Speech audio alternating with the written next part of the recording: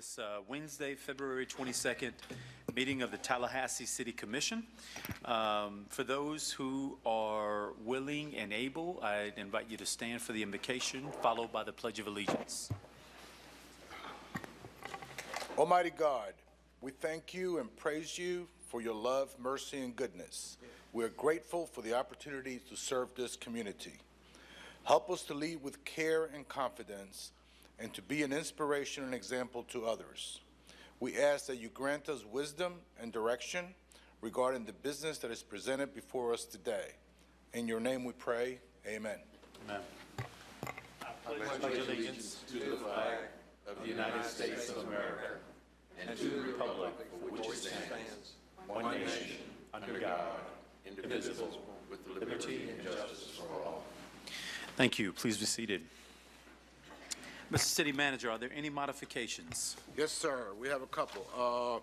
We have one addition, item 13.06, and we have one deletion, item 11.02. Right. Thank you, sir. Commissioners, we're now at the point of the meeting where we will hear from, I'm sorry, we have a, I believe that the presentation for FMEA has also been. It's on. James Barnes and David Byrne are here on behalf of FMEA. Okay. I don't have a proclamation.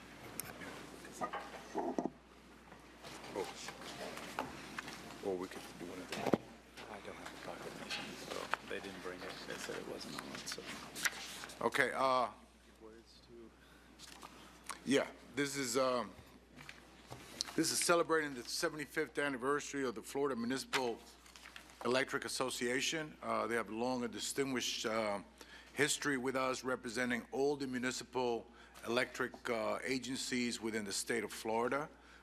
They do a wonderful job at the state legislature and throughout, representing the rights of all of us.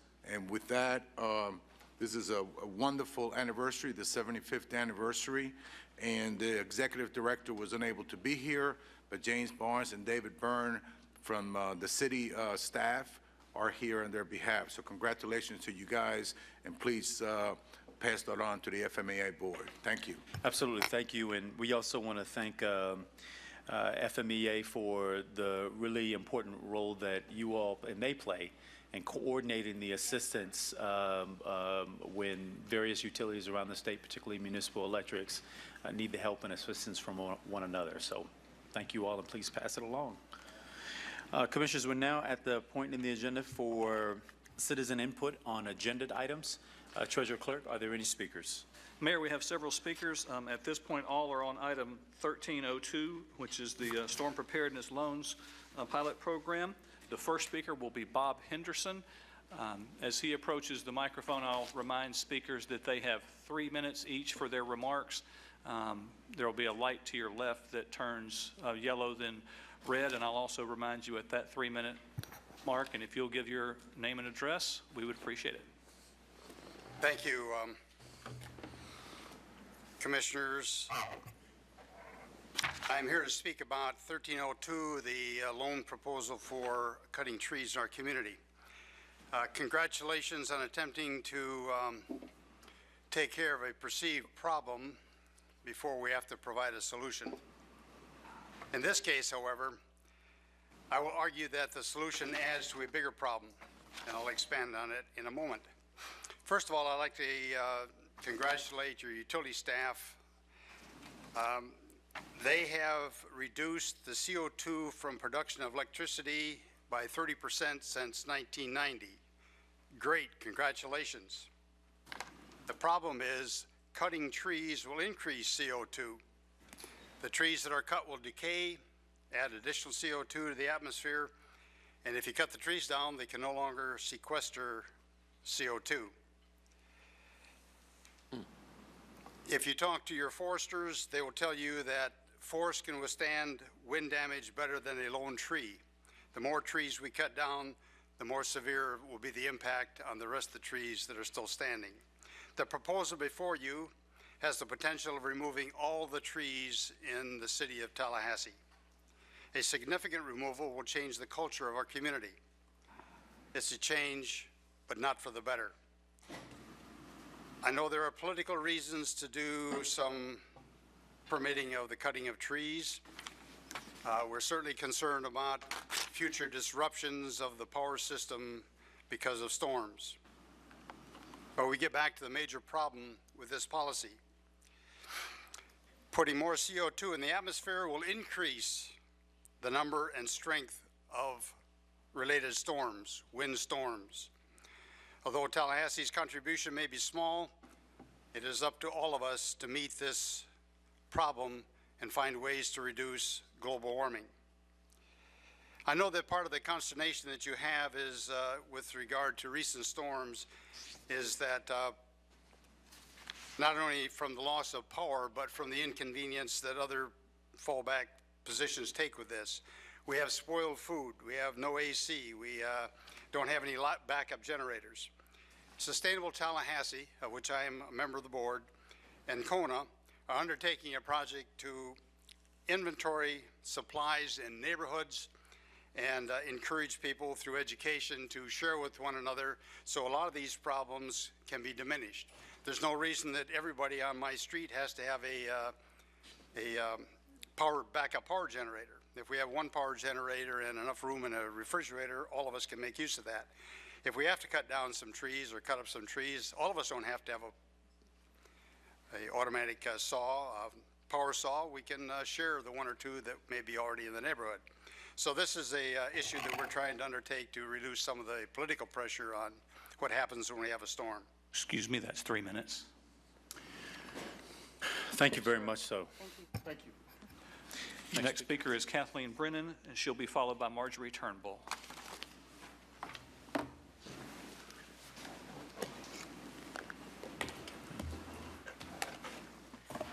Hello, I'm Kathleen Brennan, 4778 Lancashire Lane, Tallahassee, Florida, 32309. Good afternoon, Commissioners. Afternoon. I'm here to also talk about the issue of the tree cutting loan program. And at issue is having it encompassed into the broader discussion of the Urban Forest Management Plan, which thank you very much for adopting that at your retreat last month. All of this needs to be discussed in that manner because there are unintended consequences that need to be discussed and researched. And so I urge you to delay that and wrap it into the Urban Forest Management Plan workshop. As the previous speaker spoke, there are many benefits to trees. And right now it feels like trees are the enemy and that we have to cut them down and we're all scared of them. But of course they do so much benefit. The 30 years that we had without a hurricane, we all saw the benefit. And that's partly why a lot of us live in Tallahassee. The other thing is that y'all have done a wonderful job with the sidewalks in town. I love that. However, it seems like there's less shade over those sidewalks than ever before. Again, this could be addressed in an urban forest plan to have the appropriate tree in the appropriate spot, because none of us wants to have trees falling on us or the power lines, but again, that can all be addressed in a plan. So thank you for your time, and I look forward to working with you on that plan. Great. Have a good day. Thank you very much. Next speaker. Next speaker is Marjorie Turnbull, and then Ann Bidlingmeyer.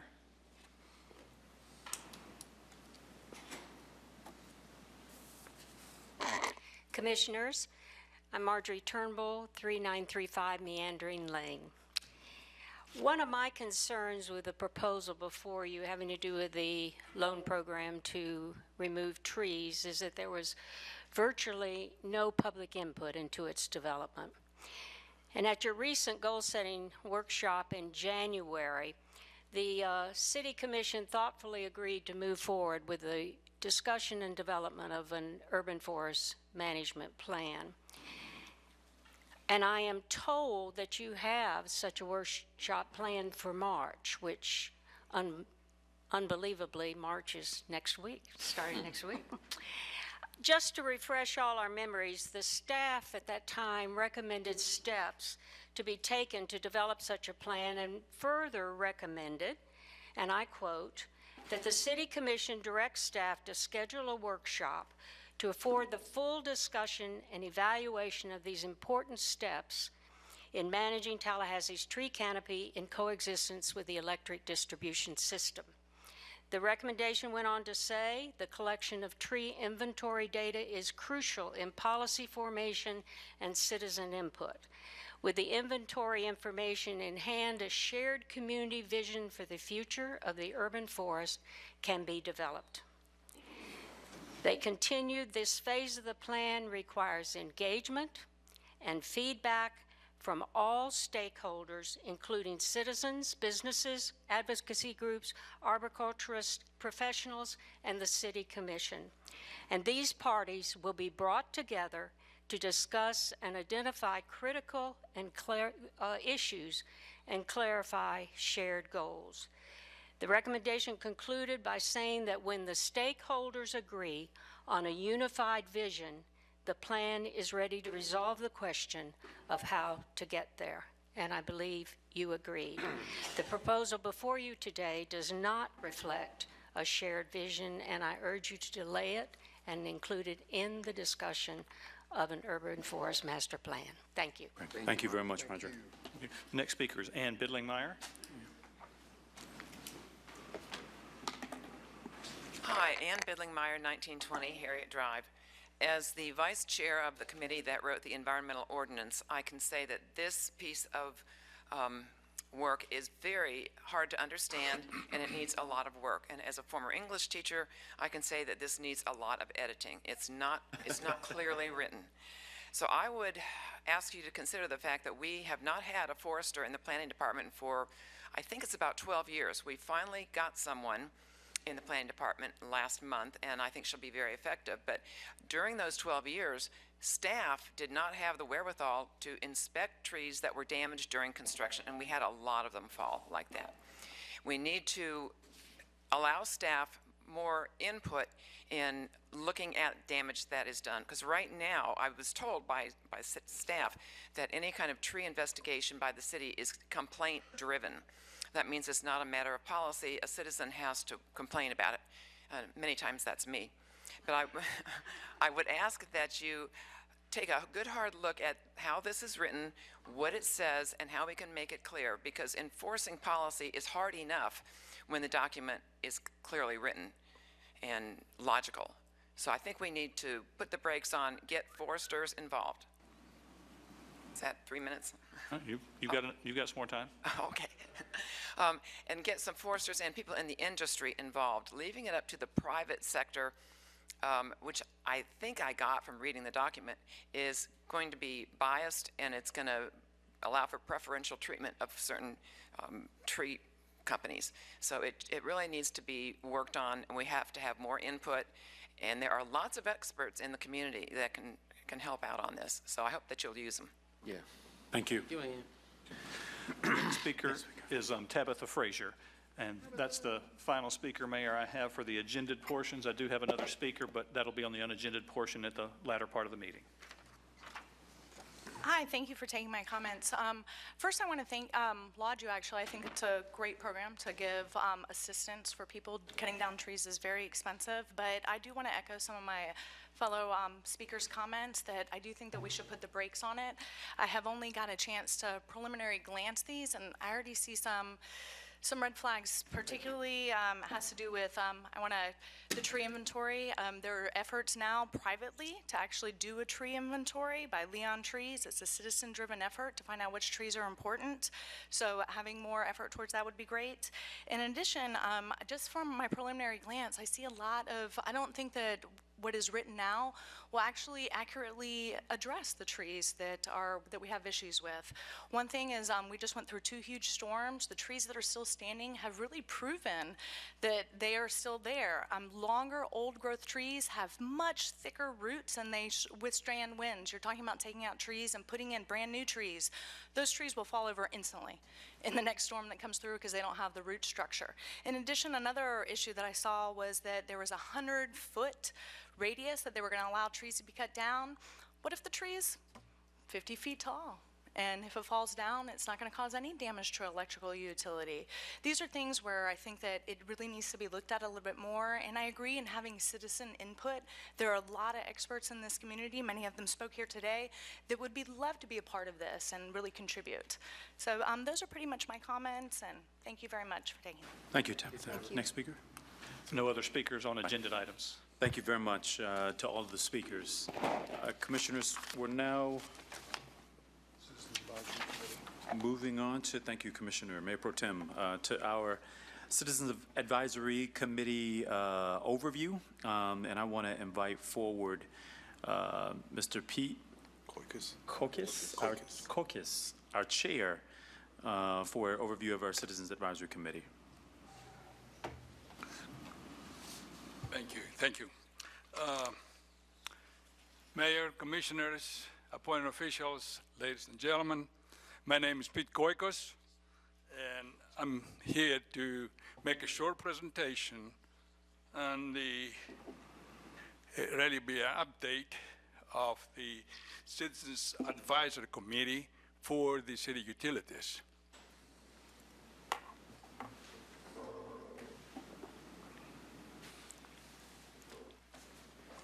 The Citizens Advisory Committee, as we frequently use, the CAC was established by the city manager in 1997.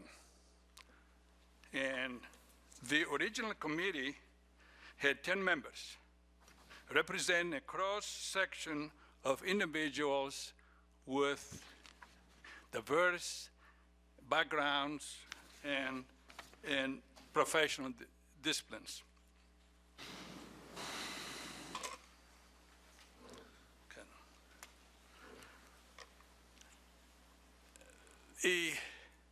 The purpose of the CSC is to advise the city manager on utility-related issues. The members provide input on all matters, major projects, new initiatives, operation of the city utilities, that is the electric, gas, water, stormwater, wastewater, solid waste. As an example, going back to the makeup of the committee, currently the CSC has 15 members appointed by the city manager and are selected based on their qualifications and the willingness to serve.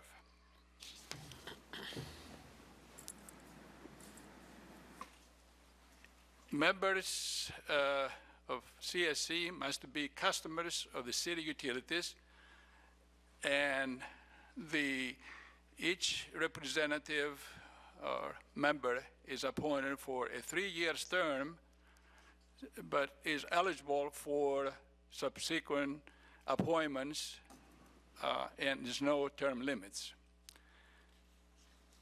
Each March, the committee elects from its member a chairperson and a vice chair for 1-year term.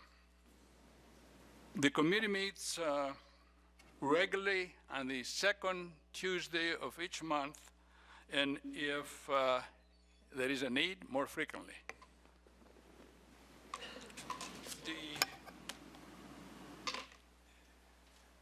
Here is the current list of the CSC members,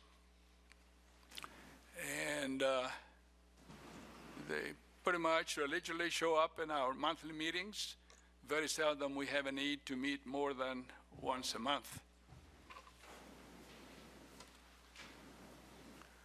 Some of the matters, the topics discuss and give advice to the city manager are listed here. And this is just a very comprehensive and a partial list of the topics discussed in the last couple of years. And as you can see, the list goes on. And still continuing, and it's just only a partial list of the topics discussed at the committee. this pretty much concludes. Now, there's some more projects which we dealt and discussed in our meetings. And here we come to the end. I'd like to thank you for your attention. And if time permits, I'd be glad to answer any questions you may have. Thank you, Mr. Chair. Any questions, Commissioner Miller? Well, is there anything that you need from us? No, if I Good, thank you. thank you. I'm glad you're happy. Come to see us once in a while. Thank you for your service. Second Tuesday of the month. Thank you very much, very much for your Chairman Quackers. Appreciate it. Thank you. Thanks, Pete. All right, Commissioners, we're now on to the consent items. Move And consent. there's a motion Second. and a second to approve consent. All those in favor, let it be known by saying aye. Aye. Aye. Those opposed, no. Motion passes 4-0. Commissioners, we're now at the point of the meeting for City Commission items. The first item is 11.01, City Manager. Sir, 11.01 is the reappointment to the Environmental Board. Is there a motion? Move option one. Is there? Second. There's a motion and a second to approve recommendation. All those in favor, let it be known by saying aye. Aye. Those opposed, no. Motion passes unanimously. Item 11.03. Is an appointment to the Tallahassee Housing Authority. So moved. Second. There's a motion and a second for the appointment of the Tallahassee Housing Authority, Reverend Julius McAllister. All those in favor, let it be known by saying aye. Aye. Those opposed, no. Motion passes unanimously. We're on to introduction of ordinances. City Attorney. Item number 12.01 is the introduction of ordinance number 17-0-03. The first and only public hearing of this ordinance will be scheduled for March 22nd, 2017 at 6 p.m. in these chambers. The title of the ordinance is an ordinance of the City of Tallahassee, Florida, amending Chapter 9 of the Code of General Ordinances of the City of Tallahassee, adding Section 9-3, prohibiting oil and gas well stimulation for the purposes of resource extraction, commonly known as fracking, and the storage and/or disposal of well stimulation operations waste within all incorporated areas of the City of Tallahassee. Show the item introduced without any objection. We're now on to policy formation, item 13.01. City Manager. Thank you, Mr. Mayor. 13.01 is a discussion of medical marijuana. The city has recently enacted a temporary moratorium on new or expanded medical marijuana facilities so that land use regulations can be developed for the emergent industry. Keith Burnsett is here to provide a brief presentation on options and information for your consideration for the final development of a proposed ordinance. Keith. Thank you very much, Mr. Manager, Mayor, and Commissioners. I'm going to present a brief presentation following up on our couple of meetings we had in which the moratorium was established. Since that time, staff has looked at what some other local governments in Florida and other states have done to bring to you some recommendations on things that may be incorporated into an ordinance if the commission so directs, and then we would bring that back to you. I'll show you a timeline at the end, but we think we have a schedule laid out where we can develop an ordinance, bring it back to you prior to the expiration of the moratorium that we currently have in place. Just as a brief overview of what the current medical marijuana laws are in Florida, in 2014, that was the first legislation that authorized medical use of marijuana. It was a low THC, non-euphoric strain that was allowed in very limited medical conditions. And then in 2016, the legislature added a full-strength medical marijuana. It's currently authorized now. For the terminally ill only, and that had some stringent requirements. And then, of course, in 2016, Amendment 2 was approved by the voters. That's the impetus for us being here tonight. Amendment 2 differs in the previous legislation in that it allows euphoric strain of marijuana for any qualifying medical condition or patient. It creates something new called medical marijuana treatment centers. has rules that are being developed by the Department of Health.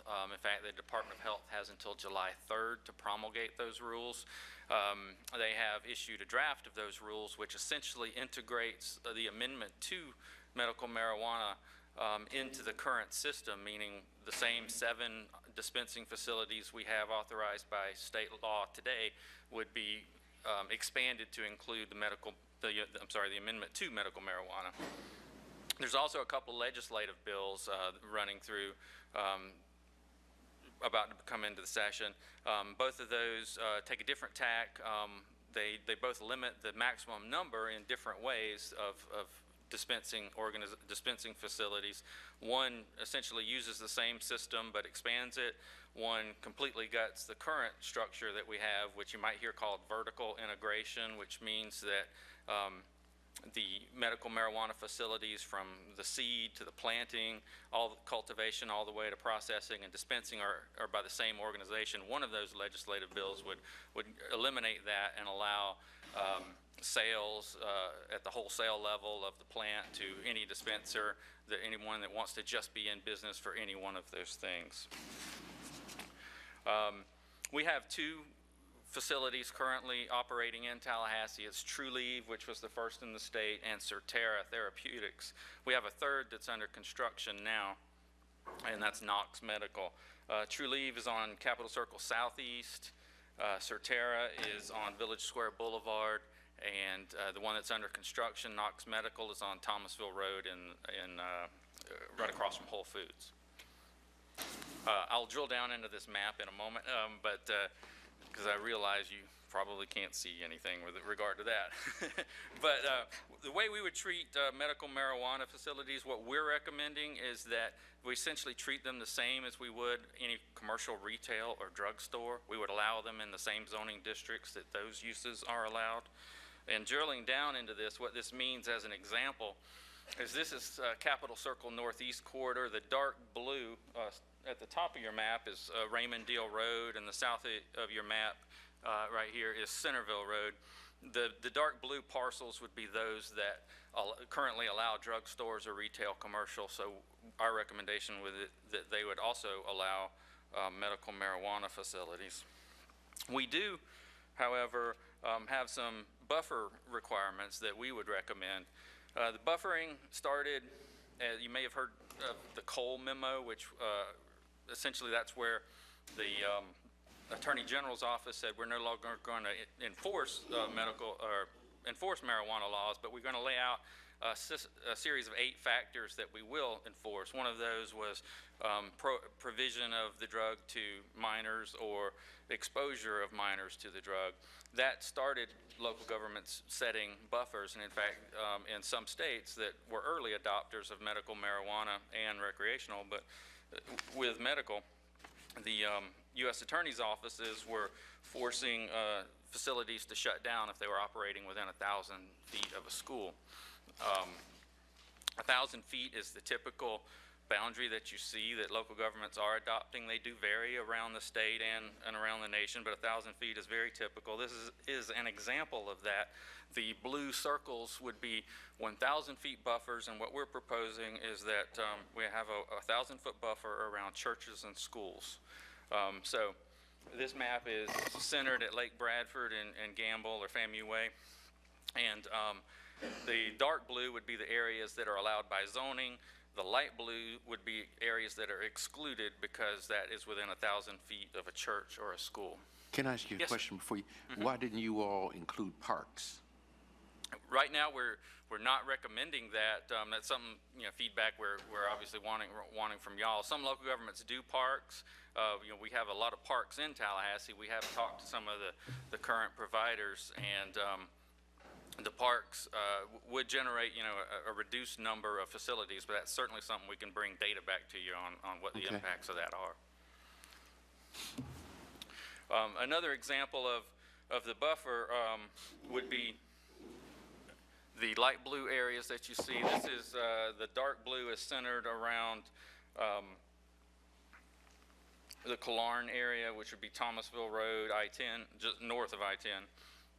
The circle that you see drawn in black is around the current facility, which is on Village Square Boulevard. We would also propose, and this is very common in local governments that are implementing regulations as well, a 1,000-foot separation of one dispensing facility to another, one medical marijuana dispensing facility to another. I see a question. Yes, ma'am. Commissioner? Miller. Thank you. I just wanted to make sure, your colors, you explained your colors a minute ago. And in the other slide, the colors were around churches and schools. And I wanted to know if either one of the facilities, I think there are going to be 3 by the time, just say 3, if any of those locations are impacted by the buffer rules. Yes, ma'am. 2 of the 3 would be impacted by the buffer of 1,000 feet from a church. What we are recommending is that, and we've done this with other uses, one recent example would be when schools in the RP zoning district, we looked at the prohibition of that, but we considered any existing one to be conforming, and that's what we're recommending. Okay. All right, thank you. So the black would be around the Certera. And one reason I also want to show you this is the proximity. You see Killarn is in this area right here. This is Limerick Drive. Killarney Way would be where my arrow is. Just showing you the proximity of, and this is because of the zoning districts that allow commercial to residential. Some local governments do have buffers from residential areas. We kind of took a look at that. Generally, it's very difficult to buffer those things because you wind up really eliminating many locations. And then I just wanted to show you the other 2 facilities we have. This is True Leave.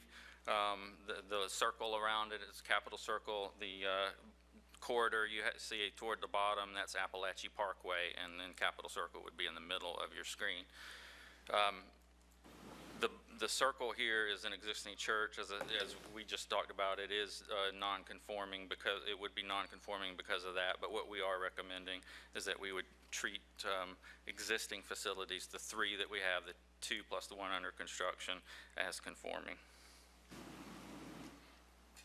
And then this is the Knox Medical that's under construction on Thomasville Road. It does meet all the buffer requirements.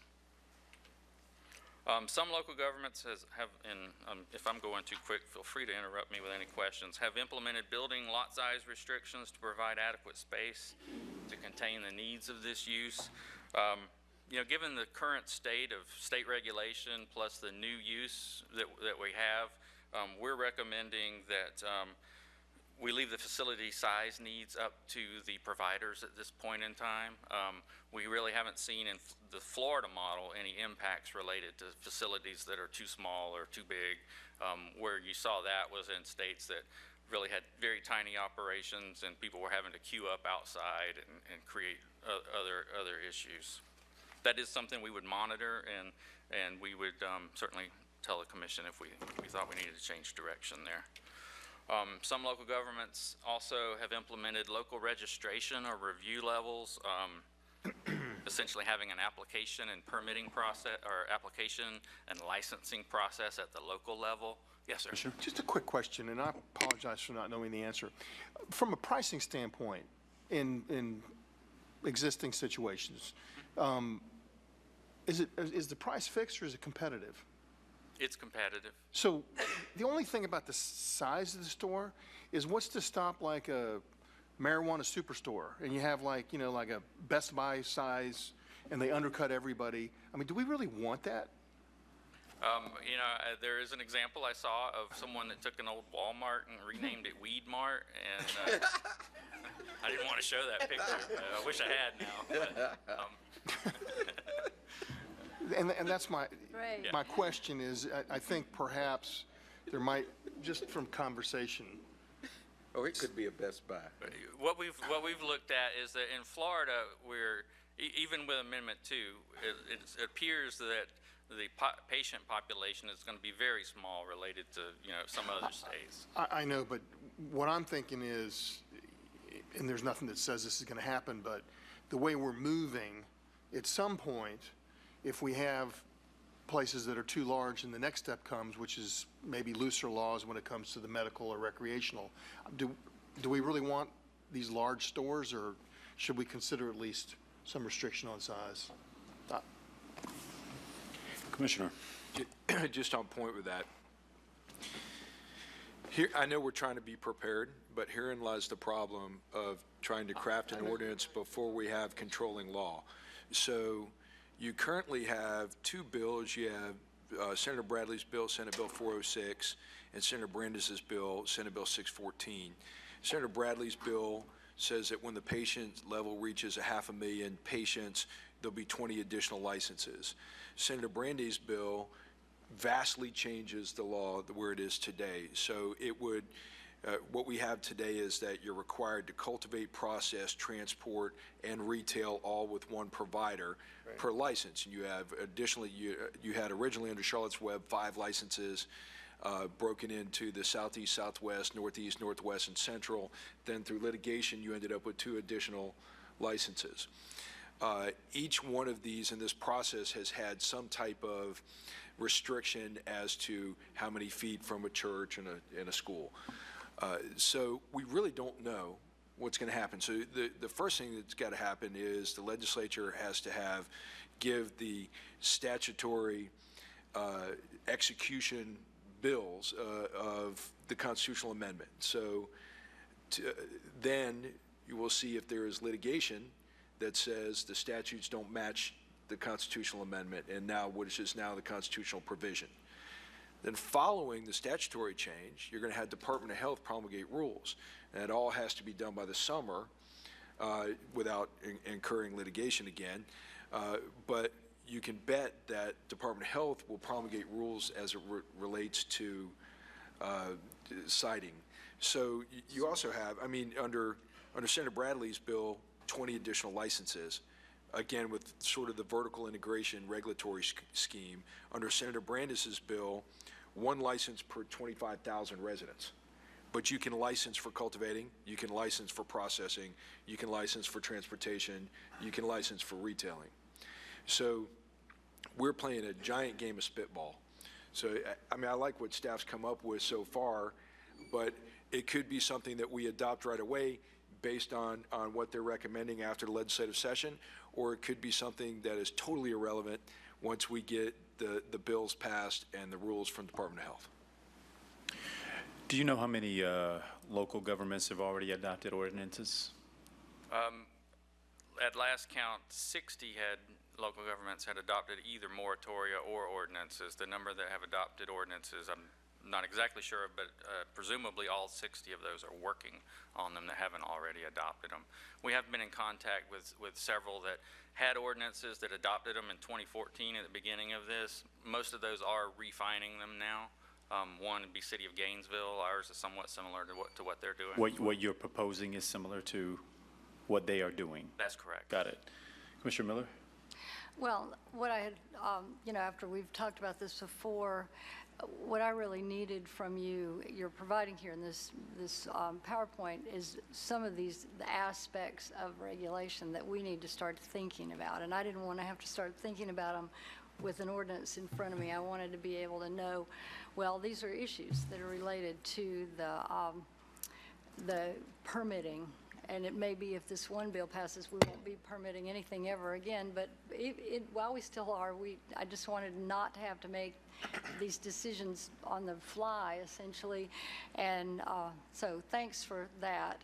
But I really don't think that the staff is, well, maybe they are recommending a couple things. But what I really am concerned about is what you mentioned about vertical integration, because basically you have manufacturing and processing, which is really a manufacturing. Then you have treatment and prescription writing, and that's so on, doctor-patient interactions. And then you also have the pharmacy aspect of it, which is the dispensing. And the MMTC, whatever the MMTC? Right. They are, the way it came at it, it's all in one big package. And when we start referencing size, I just don't, what I was really interested in having some feedback from you about is whether we want processing and manufacturing to be in-house with treatment and pharmacy. And in my mind, we need to separate those two out at the very least. But like the commissioners are saying, we're all waiting till the end of the legislative session to see what they have directed. But that is really one concern that I have right there. To be growing marijuana in the same facility, because we don't have urban farming, we have no regulations related to that, and then we get into a whole nother category of work. So did you find anything out about that in other states? Well, just speaking to Florida first, currently growing is preempted to the state. We cannot control Right. growing. We don't know if that'll continue with Amendment 2, obviously. I see. In other states, they vary widely. I mean, some states authorize grow your own for medical marijuana. But in the research that we've done, we've not seen a lot of this vertical integration. Only in the states that are later adopters have really come to the realization that vertical integration does change the market somewhat, in that you have more tight control on the product itself, as well as some of the other aspects of the product. All right. And just to your point about the legislative session, I believe the session ends May 5th. Our schedule would have us bringing the second public hearing May 24th, so we would know prior to the second public hearing on an ordinance kind of what the legislative direction was. Obviously, rules wouldn't be finished. That's the big point is, I mean, when you look at the past history of this, the Department of Health promulgated rules that were much in excess of what the legislation was in the first case with Charlotte's Web. So I think it's reasonable to expect they'll do so again. Thank you. With regard to local registration and review levels, we're not recommending licensing, local licensing, or permit fees and things like that for just the use as of right. But we are recommending that we require a Type B site plan review, which is our minimal level of site plan review that incorporates public notice and advertising. That way, it would give us a way to track these facilities through, because we're also proposing these buffers around each one, so we need a more thoughtful process on that, and then it would allow some public input into the site plan review process. I was going to get into operational characteristics, and some of the photos I'll show you, may prompt some conversation. Hours of operation are currently maintained by the state. 7 a.m. to 9 p.m. is what the state tells dispensing facilities that their hours are. There are no restrictions on grow facilities, and deliveries can also be 24 hours a day. We, at this point, aren't recommending anything different than that. That's something we would monitor as well. Commissioner? Yes. I was just going to say, I appreciate the robust conversation, but instead of the soliloquy, if we could perhaps have a quick conversation. It seems to me that, as Commissioner Maddox said, we're not going to adopt anything today, are we? And no, sir, we're just looking for direction, yeah. Okay, so. I mean, I'm happy to, aside from signage, what are the other elements? I'm sorry. Sure. And I'll go through these very quickly. Sure. Limitation on outdoor activities, we're not recommending anything along those lines. Prohibition of drive-throughs, we're not recommending prohibiting drive-throughs. You've got issues with minors that may have to be left in cars while their parent goes into the facility. You may have minors that are actually getting the drug itself. And they tell us that this can be served through a drive-through if it needed. We don't have any drive-throughs today. Deliveries are allowed by state law. One thing we are recommending is a restriction on mobile or temporary sales, so that they'd be difficult to track where they are, obviously. Security requirements are currently implemented by the state. Right now, we're not recommending anything in conflict with that or in addition to that. Some additional things that and again, these are not things we're recommending at this time. Co-location, there are currently state rules that prohibit a financial relationship between a doctor and the dispensing facility. And then sign restrictions. What we have seen some local governments try to do is to control the content of signs. Some have implemented these rules and then backed away from them. Things like the wording on the signs, the images that signs may use. There are some speech issues, free speech issues associated with that. The picture that you see here, we have, a pretty robust sign code. The thing that you see, this healing tree. Did you say wellness center. robust? You did. Yeah. I hear a word and I copy it. Here we go. This would not be approved in the city of Tallahassee. We would count this imagery along the building facade as part of their sign. In certain zoning districts, we do not allow these internally illuminated awnings and the signs incorporated into them. This facility where you have neon, that in some zoning districts is not allowed. We would count all of that toward whatever their total sign space is. Something like down here in the lower right-hand corner where they turn their whole facade into a sign, that's not allowed in the city. In some areas in the MMTD, we do allow these sandwich-type signs that are displayed out front.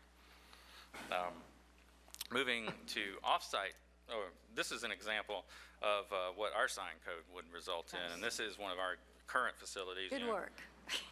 Yeah. Our signage is relatively small. This would be a shopping center. There's different requirements for standalone buildings, but this is typically what we see in Tallahassee.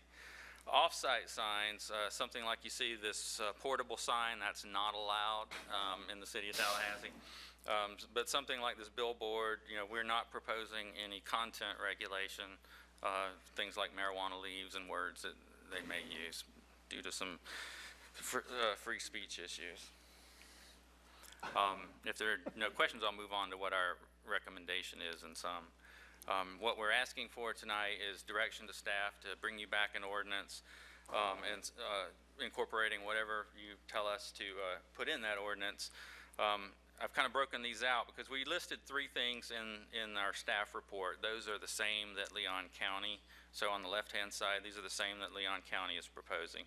In the city of Tallahassee, we have some different, more urban issues, and so we're adding 3 to those things. One is to prohibit the mobile temporary sales, to require the Type B site plan review for this use, and then because we have existing ones that would be non-conforming, we would deem them to be conforming for the purposes of the separation requirements. And then again, our base recommendation was the separation requirements of 1,000 feet between schools and churches, 1,000 feet from one medical marijuana facility to another, and then to allow it in any zoning district that drugstores or retail commercial are allowed. And then our timeline, just real quickly, we would, if the commission so directs, we would bring back an introduction of ordinance to you on April 5th. We would, on April 26th, have our first public hearing. May 24th would be our second public hearing. As I said before, in between those 2 things, it would be the end of the legislative session. So we may know something more than we do tonight on that. And then May 25th would be the expiration of the moratorium unless it's extended by you all. Great. Thank you, Commissioner Richardson. Thank you, Mr. Mayor. I would like to ask that we take a look at including parks. I mean, if we prohibit one dispensary from being within 1,000 feet of the other, that certainly has an impact on the number of dispensaries. So wouldn't you kind of want the same thing for parks, even if that has an impact on the number of dispensaries? So if we could take a look at that as well. We certainly will. Could it be possible to, maybe that's what that first map was that we couldn't see, is all GIS'd around what's possible, but it was still very difficult to get a sense of. I mean, I'm sorry, I didn't mean to interrupt. I do have a version that, if you like, that is more scalable, and I have it open here if you'd like to see that map in more detail or zoomed in. Yeah, we can do it after the meeting. I'm fine to watch, see it later. But I think what we want to try to achieve in the distance requirements is to avoid clustering.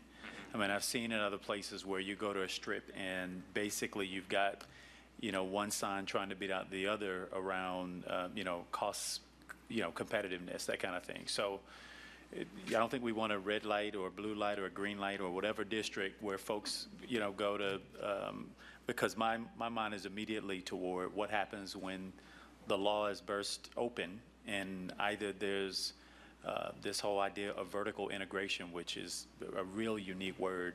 I keep thinking monopoly, but vertical integration. The court will have its way through that, and who knows where that ends up. And ultimately, if we end up at a recreational state, or certainly less restrictive laws than that exist today, we kind of have to live with this. Obviously, we can adjust as it comes along, but we're setting a framework here for what that looks like in our community. So, that is present in the mind. So the clustering avoidance is really important. I'd be interested in seeing the parks piece. It's not a total stickler, but I would like to see what a map looks like that says where they could and couldn't be located with that condition, laid on top of it. What Commissioner Miller? type of park? I mean, are we talking? Active, passive? Yeah, I don't know. No, but I mean, there's city parks, and then like I was looking at your map of Killarney Way, well, there's a little, when we had the parks conversation, and there's a park on Killarney Way, and so that's a neighborhood park that is private. Not really private, but it's a Killarn has built it and manages it. So that's a question, I don't know. Yeah, I mean, we can have that discussion. Sure. We can show you the options on the different types of parks and what that results in and number of sites and that are available and things like that, if you like. It'd be helpful. I'm also encouraged that there is some symmetry between what Leon County is talking about and also what the city is talking about. And I get the reason for your 3 additional conditions, given the more urban nature of the city limit. But the consistency to me between both the city and the county is also an important thing to try to maintain. Commissioner Miller? Well, first of all, I wanted to say, if we get down in the weeds, I'm not. I heard that. Yeah, really. I really, I didn't really mean to say that. You said plural. That's good. Yes, well, I really don't like drive-throughs in general, any more of them, because they queue people up, and there are all kinds of problems that are created just from Starbucks, so I can imagine this would be a little bit of an issue. And, just like I said earlier, I'm happy to, don't even smile, I'm happy to. I'm not blowing smoke. Hear about what. This is just so ripe for It's comments, perfect. It's a great opportunity, especially after yesterday's meeting. We're just all ready. Yes, but anyway, trying to be more serious, I really did mean that I wanted to hear and have time to think about a lot of this, and you've got a pretty, as going back to the robust word, you've got a pretty robust timeline here, and honestly, I think it's a little bit too quick.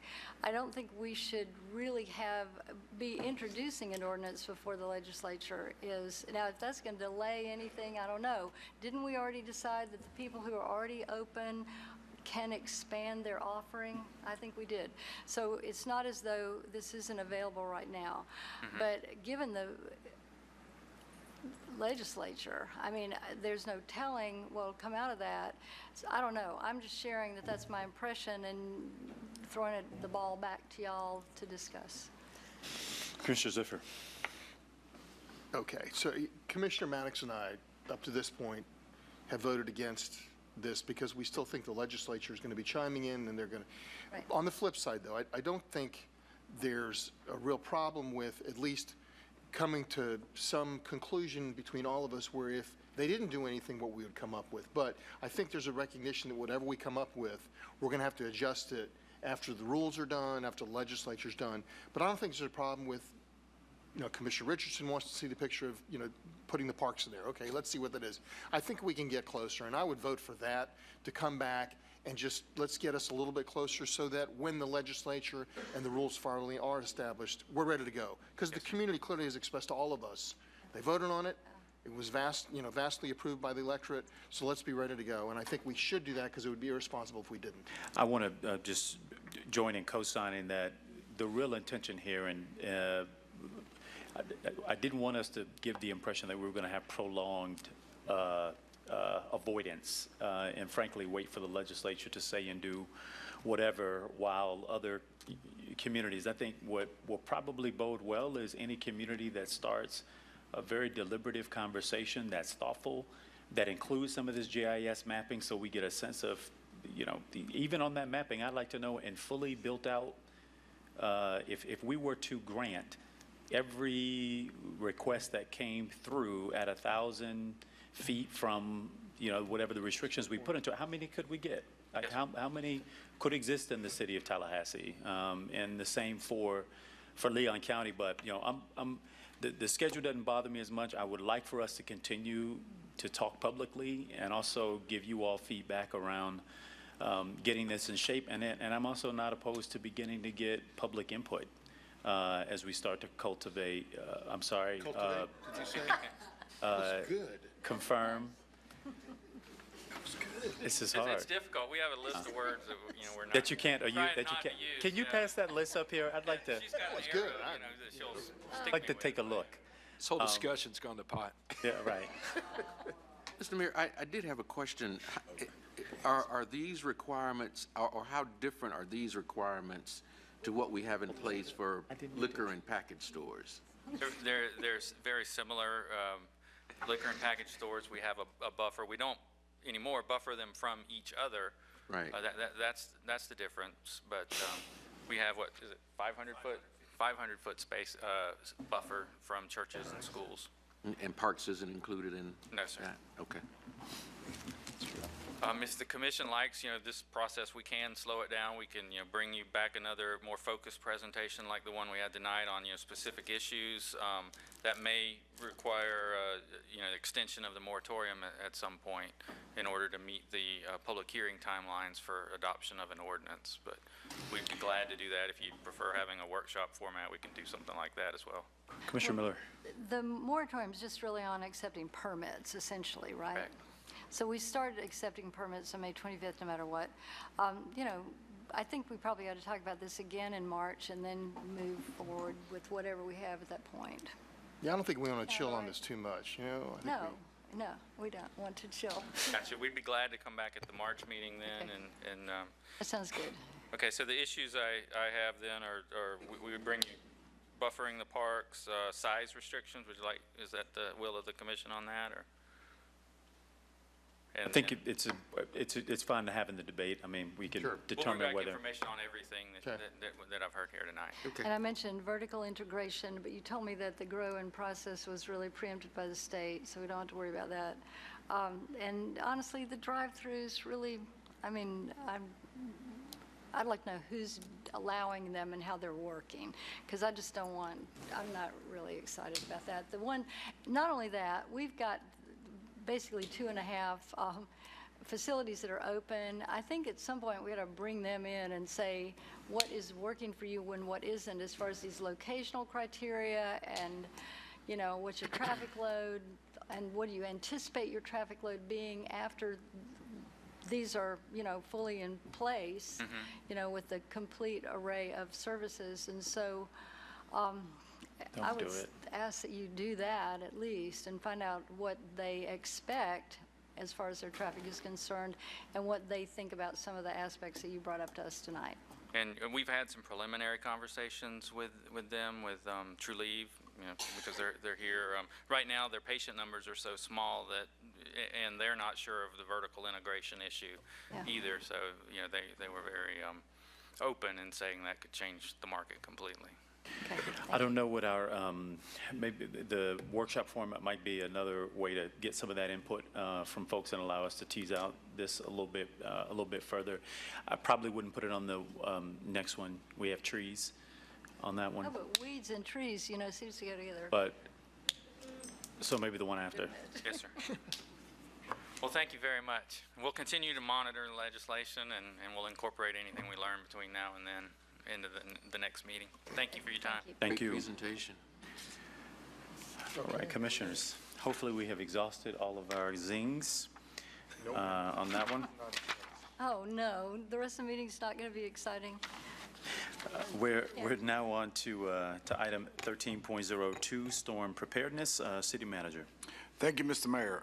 This item expands your utility loan program to assist our customers and citizens for backup generation and the removal of trees that threaten our distribution and primarily our distribution lines.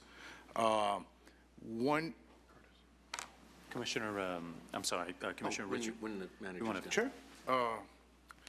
The one thing that this item doesn't do is expand or restrict the rights of the citizens and the customers in any way.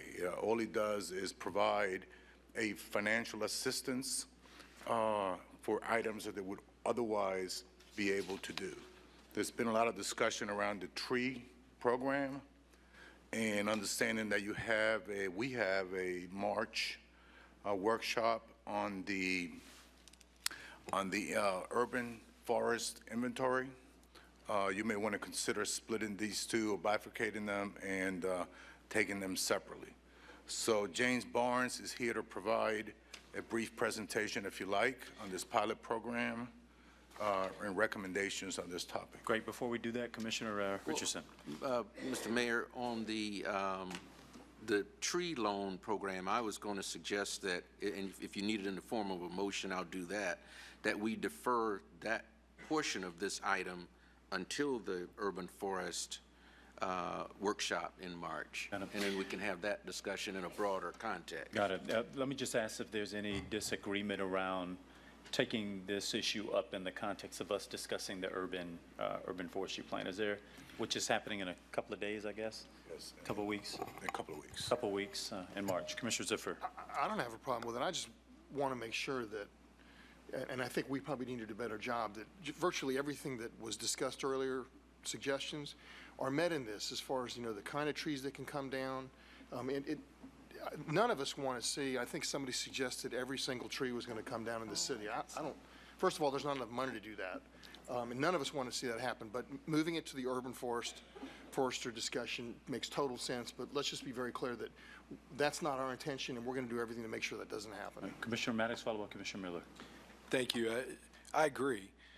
So I don't mind having a closer look at this and seeing any way that we can improve it. But some of the emails and correspondence that I got were just so far from the truth.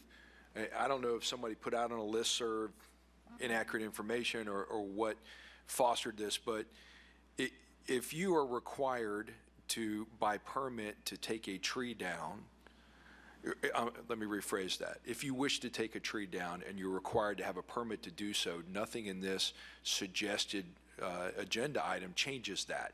It gives you no license in the permitting process. What it says is that for specific species of trees, based on the information that we've gotten from University of Florida and IFAS, for specific species of trees that are prone to fall down during high winds, if within 100 feet of a power line, if you are permitted to take those trees down and or not required by our permits to take those trees down based on the size and species, you have the opportunity for a loan capped at a small amount to pay for that. How that got changed into we're paying for wholesale clear cutting of Tallahassee is just beyond me. Every one of us up here are supporters of our canopy roads and our trees in Tallahassee. So if it's the will of this body to have it come back in March, I'm fine with that. Some things have been pointed out that I think we could add to the ordinance that would make it better thought out.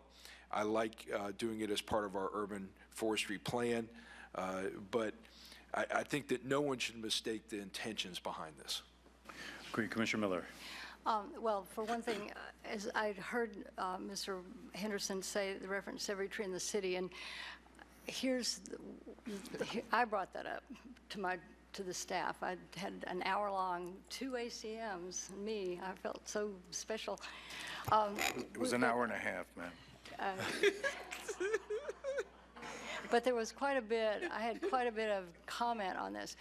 The thing about it is that most of the trees in the city are within 100 feet of a power line, for starters, even if they're undergrounded. I mean, in Killarn, all of the lines are undergrounded, but the distribution lines are in bridle paths that are behind everyone's homes. So there was a tremendous amount of area that was potential. As far as the 4 trees that were concerned, yes, I don't like water oaks more than most people don't like water oaks. But the fact is that if it's a 50-foot water oak that's 100 feet from the wire and it's perfectly healthy, you can create a lot of disruption by going ahead and taking it down. And so just to say we're going to prioritize taking down live and dead and every one thing in between of any species of tree, I didn't feel like that was the right approach. The other thing is that I feel, I mean, given especially with our utility, we're talking about adding $2 million, and the financial impact, it costs, well, I think I saw Bill here, Armstrong, but it's pretty pricey to take down a tree, which is why we came to this idea in the first place. But you can, the loan program goes up to $10,000. You can go up to $10,000, and that's not a small amount in my mind. But I feel that we really should be, if we really want to prepare for storms, we really should prioritize anything that's impacting our transmission and our distribution lines. So if our staff and then that was my next major problem, was who determines which tree? Because not only is it these 4 species, it's any other tree that the tree service deems to be unhealthy without permits. Unless it's a 36-inch tree, no permit is needed. And as this was presented in the first place, I didn't see anywhere where there was city staff or some professional outsider not associated with the tree company coming in and making the determination that the tree was either sick or that it was the right species or anything. Because I can tell you, live oaks and laurel oaks are not that easy to tell apart. So those were several of my things. I felt like we should be prioritizing properties with trees that are threatening the city's distribution line and transmission line. I felt that we should be providing oversight. We should have one of our staff, we've got 16 arborists on staff, somebody that is not that's impartial, needs to go out and make the determination as to whether a tree should come down or not. And I felt like there was a little bit too much just anything. If a tree's 50 feet tall and 100 feet from as Ms. Frazier pointed out, if it's 50 feet tall, 100 feet away, it presents, and healthy, it presents no problem no matter what the species is. Now, does any of that not make sense? Commissioner Ziffer, followed by Commissioner Maddox. I'm going to make a motion for us to direct staff to expand the city's energy efficient loan program to include a storm preparedness pilot program that at this point does not include any loans towards the removal of trees. Second. I'm sorry, I can't. Second. Second. There's a motion and a second. So it's just to confine to the backup generators. That's correct. Yes. Yes. There's a motion and a second on the backup generators. Commissioner Maddox, I'm not sure if it was. It's not germane to the motion. If you want to take the motion first. And We'll then do that, and then we'll come back. But recall, I think we may be moving in the direction of trying to have the tree conversation all together next month. But there's a motion and a second on the floor. All those in favor, let me know by saying aye. Aye. Those opposed, no. Motion passes unanimously. Commissioner Maddox. My only question is, and I don't want to belabor this if we're going to talk about it in March. So what you're describing, a tree that is less than 36 inches, that's 50 feet away, 100 feet, today that tree can be taken down at the will of the property owner. Yes. Right. So we're not changing that. We just don't have to help them. So no, that doesn't change. I mean, so if I have a tree that's less than 36 inches, that is a pine tree, anywhere on my property, I'm allowed to take it down. So all this is saying is, this proposal is saying is, if it's within so many feet of the power line, we'll give you a loan to take it down. We're not giving anyone license to take the tree down. That already exists. Well, I can understand how that looks, but overall, this is the message that trees are scary and we need to kind of like get rid of them. And I don't think that facilitating that is necessarily a good idea, that's all. And taking down healthy trees, I do not think it's a good idea. And I don't think it's a good idea to have the tree company make the determination as to whether a tree that's going to be taken down with city money, no matter whether they do pay it back, is really the way to go forward. Now, I would say there ought to be a minute. I mean, I don't think city staff ought to go out and be required to make determinations on a 4-foot diameter, 4-inch diameter tree. I mean, that's not it. But the point is that this is disruptive to a point where you could end up, instead of protecting people, you could end up making them more susceptible. Because these trees, the roots hold the soil together. I mean, there's just, I'm not even going to go into all the benefits, but the fact is, especially if they're with other trees, they present a mass that is protective by breaking the wind at the very least. So we can have the discussion of the biology of it all later. Sure. Commissioner Ziffer. The only other comment I was making is, whatever we do, if it's not working, we just stop it, right? Yes. And we're going to have this discussion later. So, I mean, I think all of us, after meetings in the last 24 hours, we certainly can have more discussion about this in our March meeting, because there's a lot to talk about. And I think there's going to be more emails from different people that we'll get, where there's going to be plenty of discussion, and they'll have plenty of suggestions. And I think we'll end up with a good ordinance when we're done, or pilot program. And honestly, when I communicated with 4 people, and I basically sent them the link to the agenda item. So as far as, it's a complicated, it's long, so maybe misimpressions were made, but I did want you to understand how you could get the impression that it could conceivably result in a great deal more clear cutting than you might have anticipated. Sure. Okay, thank you. Thank you very much, Commissioners. And that item will be brought back in workshop format. We're now on to item 13.03, discussion on Star Metro's bus amenity program. City Manager. Thank you, sir. At your January 25 meeting, you requested additional information on Star Metro's bus stop amenity plan. Angela Baldwin is here to give an update and answer any questions you may have.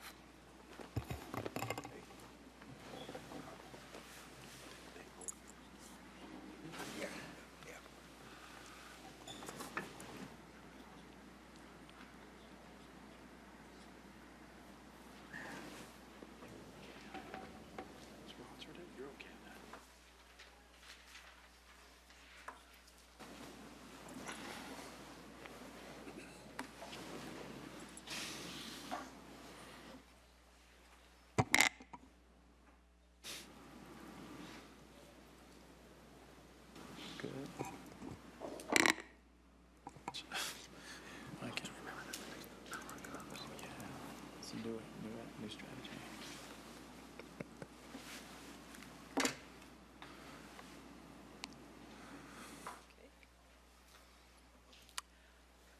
Good afternoon, Mayor, City Commissioners, City Manager.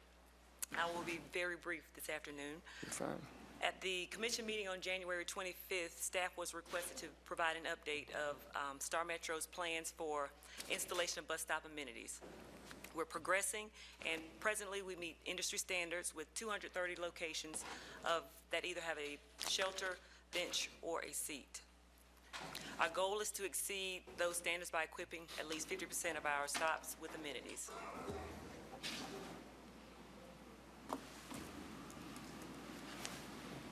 Since we last met, we're pleased to announce that we were able to install a refurbished shelter at the Veterans Healthcare Center to assist the veterans, which we understand the importance of assisting our veterans and honoring them, and we're proud to be able to provide service to the center. Way to go. Thank you. Thank you. Additionally, I'm sure everyone is aware that tomorrow is the dedication at the Veterans Healthcare Center.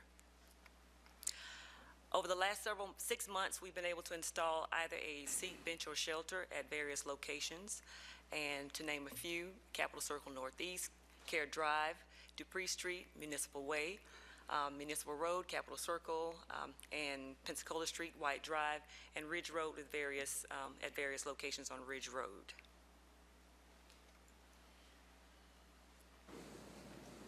We've identified several targeted areas that will be addressed within the next 6 months. The pictures are examples of 2 stops without a bench, seat, or shelter that will at Roberts Avenue and Gibbs and Mabry Village, Hartsfield and Mission Road that will be receiving upgrades within the next 6 months. Some of the other stops that we've also evaluated and that are ready for installation within the next 6 months are Capitol Circle, Highland Oats, Falls Chase Walmart, Pensacola Street, and several areas on Tennessee Street. Yes, we're in need of some equipment. To accomplish our goal of equipping 50% of our stops with amenities, we have an invitation for bid on the street for benches and shelters. And these are some of the pictures of examples for shelters. The one on the left, of course, has a larger canopy and easy access. The picture on the right, of course, has panels and a smaller canopy. A final decision will be made as responses to the RFP come in. And lastly, as we evaluate future installations, amenities will be considered based on customer feedback, boardings, and critical needs locations. And we appreciate the Commission's leadership and support of Star Metro. That concludes. If you have any questions, I'll be more than happy to answer them at this Thank you, time. Angela. Commissioner Zifford, followed by Commissioner Richardson. I want to thank you. Your responsiveness, Terry and your staff, was nothing short of amazing. I want to also point out, because I think it's worthwhile, because it's almost a challenge to anybody out there that has a business, that meeting, when I was fairly aggressive when it came to the bus bench, in our audience was a lawyer, Matt Foster, who's part of a law firm that ended up stepping forward, Brooks LaBeouf, Bennett, Foster, and Courtney, and they, as I recall, they have sponsored that. And so if anybody else feels as strongly about benches as they do, they should reach out to our staff and do the same, because I think it's an opportunity for us to do the right thing for our citizens that don't have the cover. But you guys are doing a good job, and I want to thank you for putting that bus shelter in. Thank you for your leadership. You did a great job. Thank you. You're here. Commissioner. Thank you, Mr. Mayor. I too want to thank you all for your responsiveness and moving forward with that. Those are certainly amenities that, particularly for people who frequently use the service, they welcome it. But what I wanted to ask is, did you all take a look at the stop at Orange and Wanish Way, right at Bethel AME Church, for at least a seat? I know it's frequently used, but there is no seat there. It's just the stop. I believe that area, I'm not sure at this time, Commissioner, but I will follow up Look and into that. find out Okay. and report back. All right. Thank you. Thank you, Mr. Mayor. Thank you. Commissioner Miller. I wanted to ask you if the current bus shelters have a tendency to cloud, or is it just supposed to be that way, the roof of them? I think over time, they do Right. tend to So cloud. do you think we need to look at an alternative? Yes, I think with the invitation for bid, Right. once we get those in, we will evaluate Okay, good. that situation. Great. Thank you. Thank you. Appreciate it. There is, that was an update, so no motion is required. Thank you. Thank you all for the great work you're doing. Thank you. All right. Thank you. Commissioners, we're now on to item 13.04, City Manager. Thank you, sir. The Tallahassee Lenders Consortium has requested a $275,000 loan from the Affordable Housing Trust Fund to acquire and rehabilitate single-family homes for affordable home ownership. This loan will allow them to meet the requirements for a $500,000 pending grant application with the Neighbor Works organization. Michael Parker is here and available to address any questions regarding this action item. Move approval? Second. Second. There's a motion and a second to approve staff recommendation. There are no questions. All those in favor, let me know by saying aye. Aye. Opposed, no. Motion passes unanimously. Item 13.05, City Manager. Yes, sir. The city and county's MWSBE program have been combined, and placed under the Office of Economic Vitality. They each used to have their own advisory committees, and now only need one, obviously. This item seeks approval for those two councils to be disbanded and replaced by the new Tallahassee-Leon County MWSBE Citizens Advisory Committee, which will have equal representation from both governments and include a representative from all three of the local chambers of commerce. The County Commission approved the recommended enabling resolution and committee bylaws at their February 7, 2017 meeting. Al Latimer is here to answer any questions that you may have. I'll move options 1, 2, approval. and 3. No, 1 and second. Okay, 1, 2, and 3. Okay. There's a motion and a second on items 1, 2, and 3. Commissioner Richardson. No. I was going to make that motion. but- Sorry. Okay, great. And I assume we'll then have an application process for the appointments and bring them back to the Yes, sir. commission? Yes, sir. Great. Thank y'all for your work, and good luck. All those in favor of the motion, let it be known by saying aye. Aye. Those opposed, no. Motion passes unanimously. Item 13.06. Yes, sir. Item 13.06 requests your approval to submit a forensic science improvement grant competitive application by the TPD. This grant will be used to purchase a laser mapping system. The system is being sought in an effort to improve the efficiency and capabilities of the Tallahassee Police Department's forensic unit. Move approval? Second. There's a motion and a second to approve staff recommendation. You just can't get it out. Can't get it out quick enough. No. All those in favor of the motion, let it be known by saying aye. Aye. Those opposed, no. Motion passes unanimously. Commissioners, we're now at the point in the meeting to hear from speakers who are speaking on unagended items. Are there any speakers? Mayor, we do have a speaker, Robert Brown, although I believe he may have stepped out. I'll talk for just a minute to make sure he's not there. He is right there. So as he comes forward, he'll give his name and address and have 3 minutes for his remarks. I believe this is the only speaker form that I have, but if someone else wishes to speak, they can bring me that form now.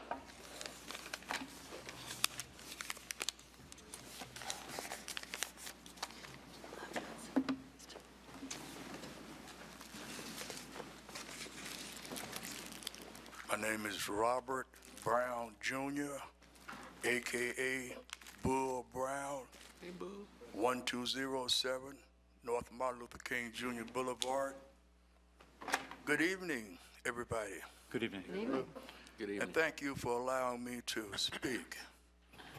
On February the 17th, a bright sunny day, while driving my automobile at approximately 2:45 p.m., I heard a noise coming from around my front tire. I pulled over in front of Ashmo's in the 500 block of Brevard Street.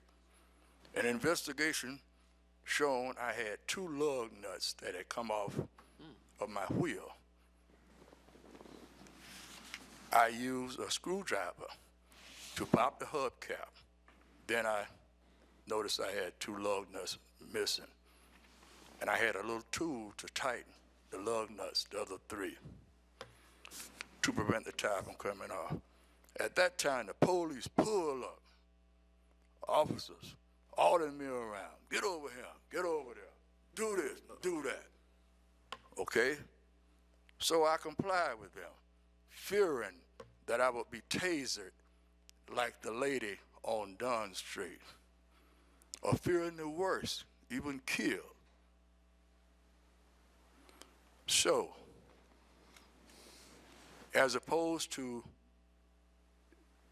I thought a person was innocent until proven guilty. But from the way they were ordering me around, this and that, I thought I was totally out of order. There was a lot of confusion there. We didn't need to know salt from sugar. You have an aura about you, and you can tell when somebody's stealing and breaking in something. They say they got a lot of burglaries down there, but I'm down there all the time. I ain't never seen nobody breaking in there. And I got an old Volvo, 30-year-old Volvo. It wouldn't make good sense for me to be around there trying to break an old Volvo and nothing in value in there. And for you to say I had a screwdriver, I'm breaking into my own car, I thought they should have presented themselves a little bit better than that. Can I help you? Is there something wrong? Can I assist you in any way? Because I'm walking. I mean, that's no reason for you to, want to stop me because I'm walking a certain way. My pants wasn't hanging down around my ankles and stuff like that. I was just having a little car problem. And I called the police department and complained it. But now I feel better having come before the commissioners, airing that to let it be known, because perhaps somebody could have thrown some drugs in my car, anything.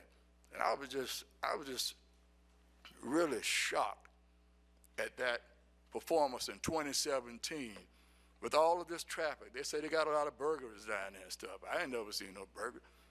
But, you know, it's a corridor, Old Bainbridge Road, bound on the west of Ashmore's there, and on the east, Macomb Street. That's a lot of traffic. I mean, I got to be the dumbest burglar in town if I'm going to be out in the broad open daylight, 3 o'clock. Excuse me, your Burglar 3 out the minutes car. have expired. Old man like me, I'm an old man, senior citizen, been in Tallahassee all my life, law-abiding citizen. And for someone to come at me and snatch me all around, get over here, get over there, come on, man. I think that's the wrong approach, and I feel good about it. And thank you all for allowing me to bring that to y'all's attention. Yes, sir. Because, you know, we are the eyes and ears of the community. We see a lot of stuff that's going on. But if you harass people and stuff like that, then everybody go, if you say, which way it went? He went that way? I'm going to say he went that way. You see my point? You gonna ask me, which way it went, Mr. Brown? I'm saying he went that way, and he went that way. Yeah. But we need everybody to work together in the community. And we ain't stand to be abusing and harassing people, especially our seniors. You know, we've been here, and we've seen that and been all through that. And for you to come and snatch and jerk me around without even asking me, is there a problem? Like I'm Ted Bundy or somebody? Yeah. I think it's ridiculous. Yeah. So thank you all for your time. Thank you. And I'll sleep a little better tonight. Thank you. Good. Knowing that in any questions, I'll be happy to answer any questions anyone might have. Yeah. Well, Mr. Brown, Chief DeLeo is in the back. He's heard your remarks. I'm sure he would want to talk with you about that situation if you hadn't had a chance to talk with him. Yep. But what you just talked about is exactly what the chief, through the direction of this commission and staff, is implementing in our community, is the community policing model. Right. Where the police department is forging a relationship with citizens in the community for just the kind of partnership and information talked about. So that's what we're encouraging, and I can tell you our police chief is committed to that and has actually even reorganized his department to reflect that through his personnel structure. So exactly. I'm sure he would be more than willing to talk with you, but well, thank you for I certainly would be happy to answer any questions, you know, have a little input on what's going on in that area, but I just completely view that as harassment. I talked with some of the people at TPD, and they were very nice and stuff like that, but, you know, you done killed a man, not a man dead. You know, why can't we do things on the forefront? You know, we can always go back and redo it. Right. But you got to think on your feet. Is this man showing an aura of breaking into this car? Is it? No.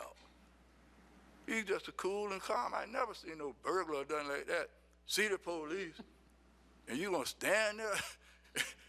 That doesn't make sense. Yeah. Doesn't make sense. And you smile and everything. That does not make sense. Right. So thank you all for allowing me to come before you. And it's good to see you all, look you in the eye, as they say. Yes, it's sir. good to see you all. See you on television all the time. Thank you. Thank you very much. Thank Have you. a good night's sleep. Thank you. You too, sir. Thank you. I feel good. Next speaker. Mr. Mayor, I did have one other speaker, Alden Hutchison. And at this point, that is the last speaker we have. And I'll remind her that name and address, and we'll give you 3 minutes. Hi, my name is Alden Hutchison. I live at 528 East Call Street. Thank you so much for giving me the opportunity to speak. I missed out on being here a little bit earlier to talk about the bus stops that Star Metro is going to be putting in. That's wonderful news for my family. We live downtown, and we also live car-free in Tallahassee. Some of these stops are very, very really needed in some areas. I had a few extra stops I wanted to share with them that I thought were really needed. I can go ahead and just contact them directly. You say them. Okay. Tennessee Street and High Road, there's a stop across from the new Lucky's Market. The cool thing about Tennessee Street when you're getting around on the bus is that particular stop you can catch the A bus or the C bus, and that'll give you a frequency of every 15 minutes. Or you can also get on the FSU bus if they'll let you on, which that creates a system of being able to get on a bus every 10 minutes, which is like unheard of in Tallahassee. It's awesome. So that stop, if there could be a shelter on that stop, that would be wonderful. I think it's really a highly used stop. And I know when I'm traveling with my kids, it's nice to have that rain protection. Another one would be the Thomasville Road stop across from Whole Foods. And that stop for a different reason, because it's not as frequent. Last August, when a lot of the routes the frequency went from 40 minutes to 60 minutes.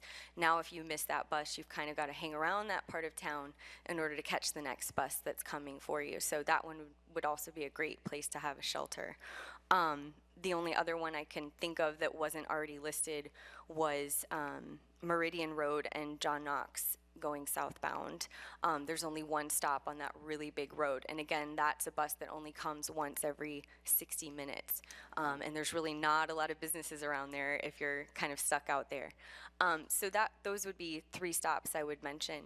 I wanted to also, I'm speaking quickly, I know I'm a little nervous up here, talk to you guys about how fantastic this is for people who live downtown. I know it's specifically for people to get around during lunch, but if you're living downtown without a car, this is amazing. We actually took it on Tuesday, my daughters, and we had a couple friends over as well. So I had 4 kids on the trolley. It was awesome. So thank you so much. This is great. I also think this is wonderful for commuters coming from Southwood, because they're often coming on the Southwood Express if they're using the bus system, and now they can go out to lunch. So hopefully that'll entice more people to use that service, get downtown. Guess what? You're not going to be stranded around downtown. You actually get to enjoy downtown now.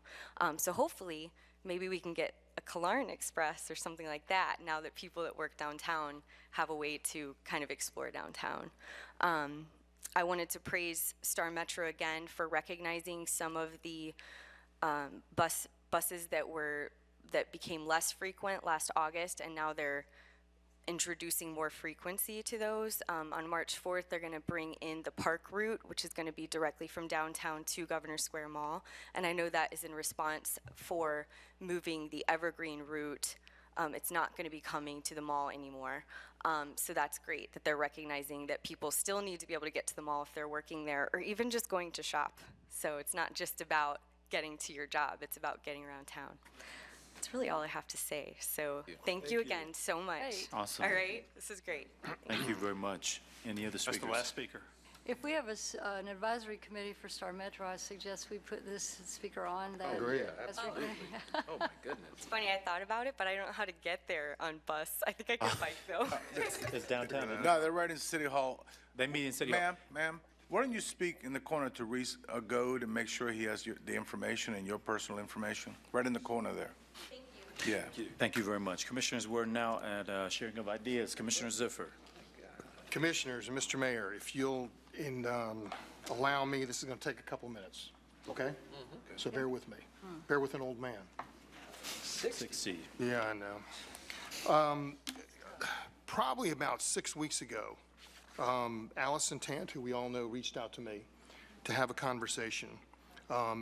Allison and her husband, Barry, are blessed with some wonderful children, of which one, Jeremy, has cognitive disability. The man. They're in a position where, as Jeremy gets older, they can take care of Jeremy. But there are a lot of people that have teenagers or children that, as they reach the age of 22, run out of a lot of options. And there are places around this country and there are communities around the state that are being developed. In fact, there are 4 that are already either opened or in development, which would allow someone like Jeremy to be able to live in a situation where he can be fairly independent and yet have enough supervision where there's food available and there's contact with other people, and it's close to hopefully a bus line and jobs, because he has the ability to do all that, but just not totally independently. So we talked about different options and actually continued to have meetings, and we actually had a conversation with Steve Gazvini about maybe trying to do something. Then she has some other people involved with this, several people. But it's not developed enough at this point, and there really aren't enough jobs within walking distance or a bus system because the folks that would live there can't drive. So in one of our meetings, on the way there, I started having these thoughts, and it occurred to me there might be a really good place for something like this. And something like this would include housing for probably 75 or 85 people, a dining situation.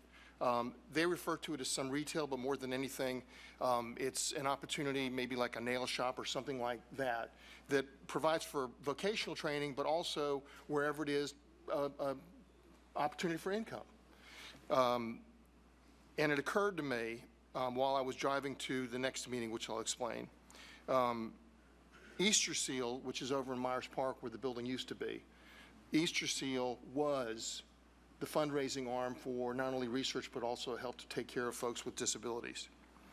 The meeting we had that morning that this occurred to me, former Senate President Andy Gardner was there, and he enlightened us that there's a lot of money in the budget to help build places like this and to help manage places like this. Not to mention, which was the real kicker for me, he said that every year the state of Florida requires every department to come up with a plan to hire people with disabilities. So it seemed to me, as we were talking about all this, and with the Easter Seal connection and all those state office buildings, and the desire on the part of this neighborhood to, let's remember, they want the land to stay in the public domain. They don't want to lose their park. They don't want to increase traffic. And it occurred to me maybe this would work. And so I brought it up, and everyone agreed, well, let's see what happens. So we identified a couple of the neighbors that are part of this big effort, and we've met with them twice. And there seems to be a considerable amount of interest. They had a meeting last night with even more folks from the other neighborhoods. And I'm going to read, if you just humor me a little bit more, 2 notes. And one is from Allison. Actually, I'll read Link's first. The 3 people we met with are Link Clay, who's the vice president of the neighborhood group, Kevin Sosong, who's an architect, and Heather Fleming. And Heather's special to me because Heather sent me a note about 4 or 5 weeks ago where I know we've all received notes, but her note struck me as this is a person that really wants to talk and have a conversation. And Heather and I did, and then so we had our meeting. Now I'm going to read a note that this followed the meeting that we had. This is from Link and Kevin and Heather that they sent out to a considerable number of people that live in Myers Park and also in other neighborhoods. As you know, several of us met with Commissioner Ziffer and some other folks this morning. The other folks were representatives and clients of Progressive Pediatric. Progressive Pediatric is developing several residential and non-residential facilities for adults with special needs across the state. Commissioner Ziffer hopes this first meeting is a preliminary step in exploring the possibility of siting a supportive living facility for about 60 to 80 special needs adult residents on a part of the park's parcel. The facility would be owned and operated by a non-for-profit. The parcel would remain in public ownership and would be offered via a long-term lease. The facility would be composed, once again, this is all just talk, and I've had conversations with staff about perhaps what we could do, which is why we're having this conversation. Occupational therapy, vocational training, and light retail space. The retail space would be used for small businesses in which some of the residents would train or work, such as bakeries, coffee shops, and nail salons. The target residents would primarily be adults who are somewhat independent but still need help with day-to-day tasks and require light supervision. On-site supervision would be in place around the clock. In addition to residents, some non-residential clients would also be served. The existing Albert Troll buildings would be improved and repurposed as communal facilities, serving the residents and surrounding neighborhood. A new building, likely 1 or 2 stories, would be required for residential housing. Also possible are opportunities to create additional parking amenities, such as level playing fields and community gardens that would benefit both the residents and the neighborhoods. While there would be challenges integrating this type of facility into any neighborhood, there are also advantages. Among these are the fact that these folks are not drivers, so the traffic impact would be reduced relative to other possibilities. There will only be 1 entrance for security reasons. And since some of the residents have aversion to noise, the noise issue will have to be addressed. In addition, thanks to the efforts of Senate President Andy Gardner and others, Florida is leading the way for these programs, and state funding may be available to improve the facilities that would have broad benefit. The intent of this kind of supportive living facility and Myers Park as a potential location is to integrate the residents into the community. It would allow neighbors to volunteer in teaching and helping the residents participate in society. Possible employment for the residents may be available within the many state offices a short walk away. Myers Park and Woodland Drives would be a natural area for the parents of the residents to move in order to stay close to their special needs family. Commissioner Ziffer hopes this is the start on a conversation with the neighborhood about this concept. He has scheduled a site visit, which we did yesterday, for those of us present this morning, so we can all get together and have a better idea what the opportunities and challenges this present. Our belief is that this is how we should have started the conversation about the parcel. This land should be used for benefit of the community. As we've been saying, this is not an NIMBY issue. Those of us at the meeting believe this may be a unique opportunity to do something truly useful and beneficial, far greater than what either we or the city had envisioned. So that's the note from the neighborhood, which I think is fairly positive. This is a note that Allison, and that I've gotten approval from both of them to read this. This is a note from Allison. I think it reads quicker. Link. I meant to send you an email after we met last week. I've enjoyed so much connecting with you on this Myers Park Hopeful project. You are terrific, and I am grateful for your heart. I hope that no matter the outcome of this, we remain connected and friends. Just for background info, Progressive Pediatric Developmental Center came to me to ask if I would be on their board in early December. They presented me with their dream plan for a learning campus to teach their daycare and school kids on and I immediately launched into a school is great, but here's the deal. The kid finishes school at age 22 when they age out, and they have no place to go, nowhere to live. They have aging parents, and they need supported community in which to live, one that gives them purpose, skills, potential jobs and friends, and a life. These kind folks, all but one of them I'd never met before that meeting, immediately embraced this unmet need as part of their mission and put it in the forefront of their campus, part and parcel of what they want to help disabled people like my son. Then I talked to Andy Gardner, and then I ran into Gil, and then we started meeting with realtors, bankers, home builders, financial experts, and so on, to put the pieces of this together. And then a few days before our last meeting with Gil said, hey, what about talking to the residents of Myers Park? I'm grateful that Myers Park neighborhood has been suggested as a possible location for the supported community, but you should know that we aren't looking to have a fight about it. The families who are going to entrust a supported community with their most vulnerable family members will be heavily invested in the success of this endeavor and the happiness of the neighbors who will surround their loved ones. We're going to do everything we can to make it work so that these precious, vulnerable loved ones will continue to grow and develop, work, live as independently as possible, and thrive in peace. It goes on. I guess what I'm saying, Commissioners and Mr. Mayor, I think there's an opportunity for us to do something that not only satisfies the real needs of the neighborhood that they've expressed and been very clear to us, but it also provides us an opportunity to build something really special that satisfies a need for young people that when they reach a certain age have no place to go. And its proximity to a swimming pool, tennis courts, ball field, walking trails, a 23-acre park that we all know is the best park in all of North Florida and South Georgia, not to mention jobs that have to be filled. Right. Healthcare down the street, perhaps at Big Ben Cares. A Publix that's less than what, probably a half mile away once it opens. A real opportunity. So this is what I'm going to ask, because it's a big ask. I think this is an opportunity for us, but in order for it to move forward, we need to kind of do is what Link said, is reset the dial.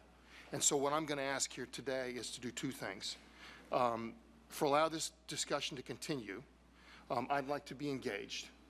I'd also like Wayne Tedder to be engaged. Wayne Tedder is a problem solver. We all know that. We know how Cascades Park turned out. And having been one that was involved with Cascades Park from the very beginning, Wayne Tedder's the one that made that park special because of his special touch and his concern to make it right. Not all the neighbors know that about Wayne, and he's the perfect person to help make this the best place for these young people to live and for the Myers Park residents to have something that they can truly be proud of. So having said that, I'd also like us to consider, and if we could do it tonight, I think it would be a tremendous effort towards goodwill, is to pull any further discussion of a comp plan amendment. I've talked to Wayne. I think there's an opportunity, if we can work this out, for our staff then to come up with an appropriate comp plan amendment that specifically has language in it that makes this work. Because this is a really unique situation. I know this is a heavy lift for all of us because we're pretty invested where we are, but this gives us an opportunity to make it work, and I think it can. And based upon the conversations, and we all know Allison and her connections, it's timely, too, what we need to do because the legislature is getting ready to come back, and some of those funds we need to grab because they're in the budget, and we need to see what we can do, or I should say Allison and her not-for-profit. So I'm asking us, it is a motion. I'm making a motion that we pull the comp plan amendment, give me some time with our staff to try to make this work. We'll report back to this commission on a regular basis so that everybody's informed. And commissioners, at any time we can go back. But you know something? I think we're going to have something special here. So I'm making the motion that we pull the comp plan amendment and try to make this work. I would second that for discussion. Motion and second. But before you rush into, I wanted to pull it tonight too. Actually, it's interesting that you came up with that from a completely different direction, but my concern is this. Is there any way we can alter, comp plan amendments change as they go through the process? That's the intention. Is there any way we can alter the current one to fit? Because I don't want to lose a year on this, and we will lose a year if we pull it and then resubmit something else. So what do you think about that? I think Wayne can explain. The problem is until we know what this is, we don't know how to classify it. And so this would require a special class. You explain it. I mean, I ran into Allison, I think it was Monday night, but I'm 100% on board. I think it's just a wonderful thing, and the beauty of it is that she knows everyone, and she has found money for everything.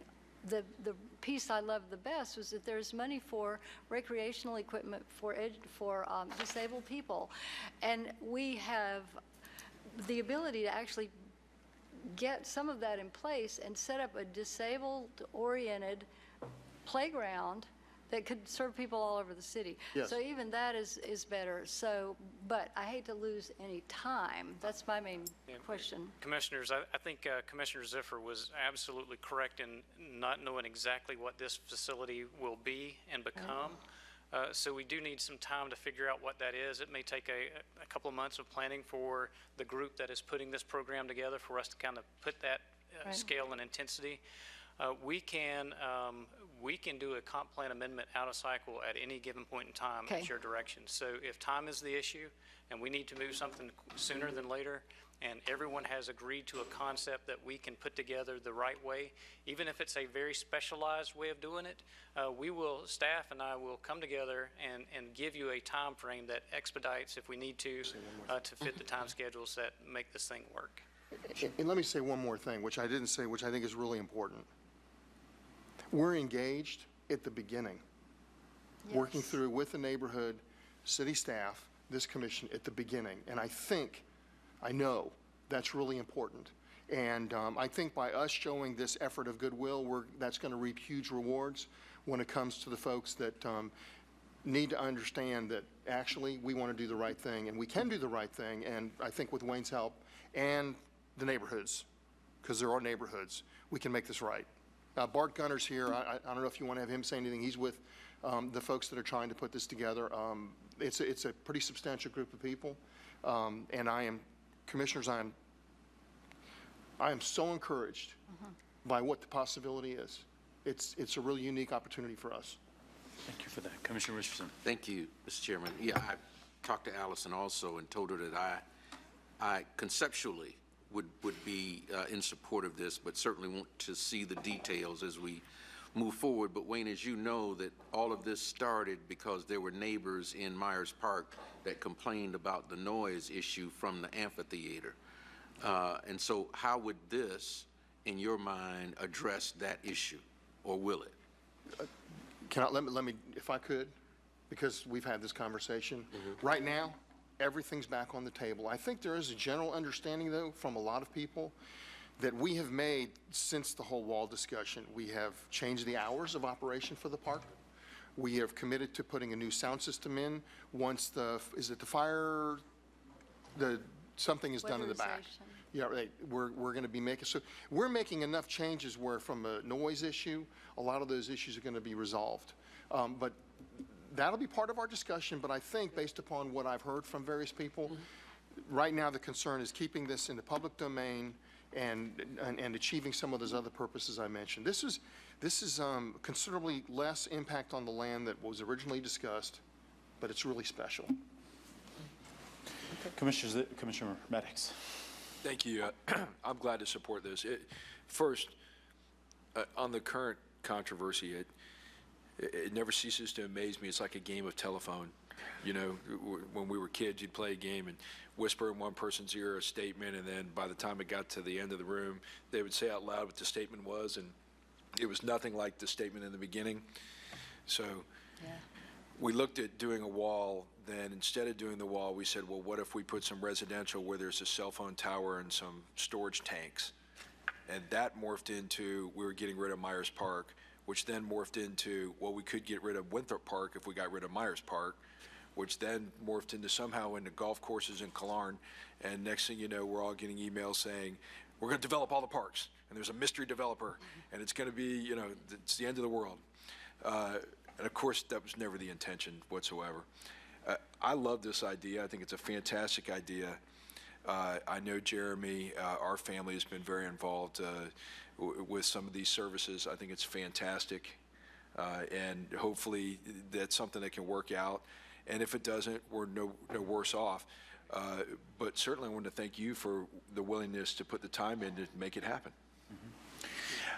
Commissioners, we have a motion and a second. I want to join for what sounds like a passion project. Not to mention, you have some of the hardest charging people in our community. Bart is here. Obviously, Allison has burnt the dial up on everybody. But there is something, you know, if nothing else has come out of this discussion about Myers Park, there's certainly been a very active conversation around what you do with space like that and how do you repurpose it. And there seems to be in this concept a lot of meaning, purpose, and what could quite possibly be a really good fit between the uses. So Commissioner Miller and then Commissioner Richardson, then we'll head to the vote. Well, you know, Allison referred to it as a campus. In most cases in other communities, they have to buy a large piece of land because part of this is that they want outdoor activity, and it really offers us the opportunity to start looking at the whole property, because I know part of it has been, and I'm planning to go look at it this Friday, has been described as being just incredibly beautiful, and we could, you know, put trails through there. The potential is just huge. I'm so excited. Thank you for. Thanks to Bart too, and honestly, Allison, what a precious commodity for us to be having in our community. This is such a great thing, and I'm very, very excited to support it. Great. Commissioner Richardson. Mr. Mayor, I just wanted to say, you know, this is the kind of out-of-the-box thinking and visionary thinking, I think, that will help us when we look at urban infill. I mean, we've been running into these battles, if you will, with neighborhoods over development issues, but this certainly sounds to be one that we all can get behind and support, and even the neighborhoods, the leadership of the neighborhoods have come on board and said, because none of them have said they didn't want development. They just didn't want the kind of development that was being proposed and seemingly being rammed down their throats. And so I hope that going forward, this is the approach that we will utilize with other neighborhoods when these kinds of issues come before us. This kind of out-of-the-box thinking and working with the property owners and the neighborhoods to come up with win-win situations that don't pit neighbors against neighbors and neighborhoods against their government. And Commissioner Ziffer, I applaud you for this. I hate to bring it up, but I wish we had had this kind of discussion with the Ridge Road property. We could have had the same out-of-the-box type thinking, and there still may be some opportunities to do that. But I think this ought to be the approach generally going forward that we use in this community, and so I thank you for that. Absolutely. Thank you, Mr. Mayor. Commissioners, thank you. There is a motion and a second on this question. All those in favor, let it be known by saying aye. Aye. Those opposed, no. Motion passes unanimously. Commissioner Ziffer. Jim Cruz is itching to say, are you here for neighborhood? Did you want to say something? I am here from the neighborhood, and I would like to say something. Okay. You can come to the mic and we'll have you complete a form after. Jim was the founder of Kona. My name is Jim Cruz. I live at 1816 Atlantis Place, and you might notice that's not in Myers Park, but other people around the city are concerned about Myers Park. First of all, let me say that I am not foreign to this issue, Commissioner Ziffer, serving on the Governor's Developmental Disabilities Planning Council, helping to locate residential facilities literally in neighborhoods, smaller, of course, mainly residential. You want to be a local elected official and take that one on, you're welcome to, but it works. I have helped a Girl Scout troop with developmental disabilities, challenged individuals in it, even camping trips. So just want to let you know where I'm coming from a little bit on this. I'm not speaking for the neighborhood. The neighborhood asked me to come here today to monitor this meeting. I did not know this was coming up. Bottom line, a couple of bottom lines here. One is the neighborhood wants the proposal withdrawn at this moment in time. We just did that. We just did that. If you do that, okay, I'm just kind of reaffirming what you've done here. If you do that, everything changes as it relates to the neighbors.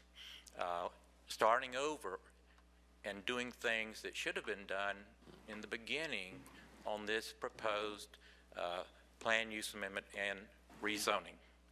I feel as an individual, and would argue before the group that met last night, kind of driving all of this, that this proposal has much merit to it, no doubt about it.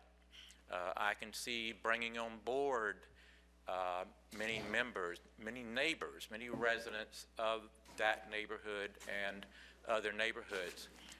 But this will not be an easy task, all right? Everybody is where most are where I was and I am, which is that I very much oppose the amendment as proposed, and I very much oppose the rezoning as proposed.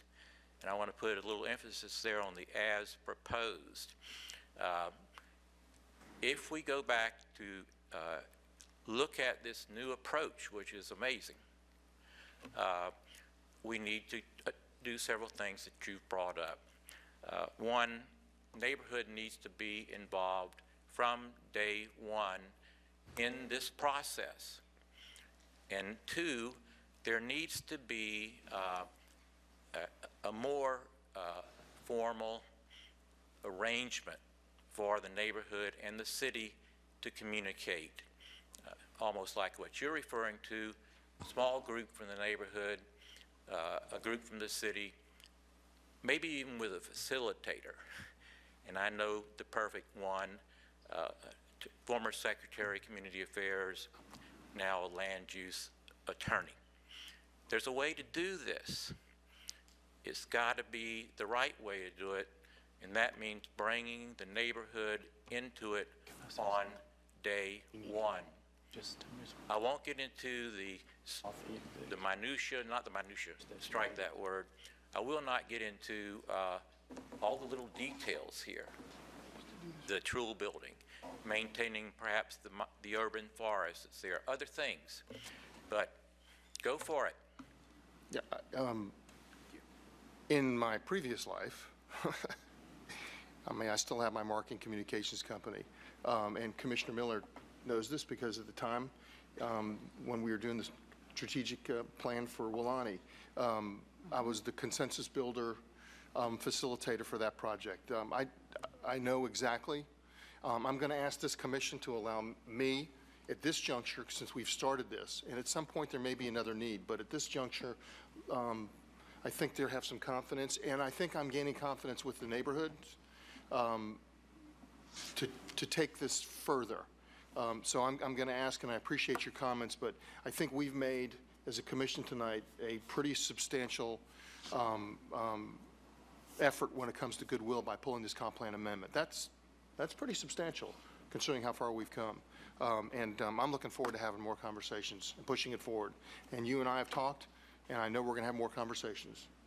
Thank you very much. Thank you all very much. Of course, I just want to say from my side, I'm sorry, I'm going to, is that you have the fullest extent of flexibility. I mean, I think your best judgment in deciding the best process that gets a good product and something brought back to us, because the absence of something happening here does not remove the conversation about what ultimately happens. That's right. And so, go forth and do great things. I think a great deal has happened here. I mean, I really did feel that it was time to pull the amendment. And then this idea came up, which was, just a fabulous idea. So I think we've made a major decision. Great. Mr. Mayor, I know you've completed the citizen portion of the meeting. I did have somebody ask if they could speak on this same topic that you're discussing. Sounds to me like you've kind of brought it to a close, but I wanted to at least let you know. We'll take the speaker if you could. Bethany. Mr. Mayor, while Bethany's coming up, do you mind? I have to go, so I wanted to, on sharing of ideas, I just wanted to make note of General Lawrence Snowden's passing. Oh, I know. What a true American hero. Lived right here in Tallahassee, passed at 95 years of age. He was commissioned in the United States Marine Corps in 1942, and he fought in World War II, including Iwo Jima, Korea, and the Vietnam War as well. He ended up as the Chief of Staff for U.S. Forces Japan. And not only was General Snowden just a tremendous war hero and national treasure, he was fantastic to Tallahasseans. He was extremely involved in his community all the way up until his passing. So I just wanted to make note of that we lost a great American, and we want to pass on to his family our condolences. Hear, hear. Thank you for that, Commissioner. If you would introduce yourself, you've got 3 minutes. My name is Bethany Cavanaugh. I live at 884 Bahama Drive. Sounds fun. In this neighborhood close by. The reason I asked to speak is what you have put out there as a wonderful option for disabled people is especially close to my heart. I have a family member who really needs this very thing, and I'm just delighted that you're already thinking about it, and I would love to be a part of it if there's any way I can work with you guys. I'll give you my card and you and I are going to talk. Okay. I'm just so thrilled that you're thinking about doing this. I know there's some controversy about the land, and some people are kind of up in arms about that, but I think they can be convinced once they see what you're really talking about doing. So thank you so much. Thank you. It's been, the journey for me has been interesting, because whenever I had a conversation with anybody about this, virtually every time somebody will say, I know someone that needs something like that. It's incredible. Yeah. So clearly there is a substantial need, but we're going to do everything we can to make it right for everybody. That's the most important thing. Thank you very much. I'm going to give you my card when we're done, so don't leave. I won't. That's it. And there are no other speakers. Any further sharing of ideas? Commissioner Miller? Well, I was actually going to bring up General Snowden's passing also. I met him 4 or 5 years ago, and I've had the privilege of hearing him speak on 3 or 4 occasions. Every time I took away a pearl of wisdom that he had. He was such a kind, caring individual, and I was very sad to hear that he was no longer with us. So I had wanted to mention that too. But I also wanted to mention on a more positive, on an unsad note, the trolley, yes.